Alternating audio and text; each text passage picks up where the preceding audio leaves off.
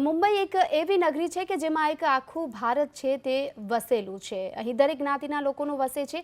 ખાસ હાલના જે રૂઝાન છે તે સામે આવી રહ્યા છે તે અંતર્ગત શિવસેના આગળ દેખાઈ રહ્યું છે, ત્યારે શિવસૈનિકો છે તેમનામાં જશ્નનો માહોલ જોવા મળી રહ્યો છે। શિવસૈનિકો ધ્વજા પતાકા સાથે હાલ રસ્તા પર ઉતરી આવ્યા છે અને જશ્નનો માહોલ છે તે જોવા મળી રહ્યો છે। ત્યારે આ અંગે વધુ માહિતી માટે જોડાઈ ચૂક્યા છે સંવાદદાતા મયુર પરીખ।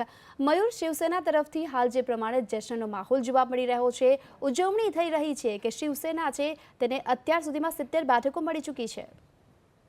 શિવસેના જે છે એ ઘણા બધા સીટો ઉપર લીડ કરી રહી છે એ વાત નક્કી છે।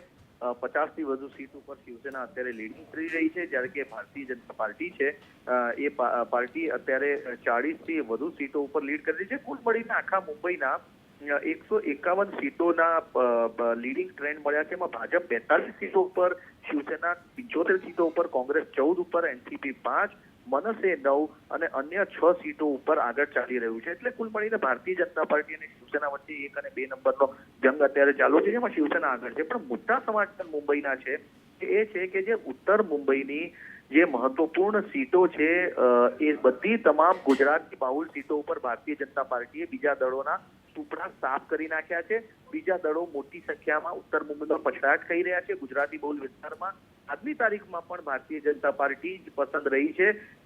આ મુદ્દા પર એક વસ્તુ એવી છે કે ભારતીય જનતા પાર્ટીની વિરુદ્ધમાં હાર્દિક પટેલને ઉતાર્યા હતા મેદાનમાં ઉદ્ધવ ઠાકરે, અને હાર્દિક પટેલે ગોરેગાંવની અંદર પણ પ્રચાર કર્યો હતો। પણ ગોરેગાંવ હોય, મલાડ હોય, કાંદીવલી હોય, બોરીવલી હોય કે દહીસર હોય, તમામ ઠેકાણે ભારતીય જનતા પાર્ટીના કેન્ડિડેટને ભરીને મતો આપ્યા છે। કુલ મળીને 42 માંથી 25 થી વધુ સીટો ઉપર ભારતીય જનતા પાર્ટીના ઉમેદવારો આગળ છે।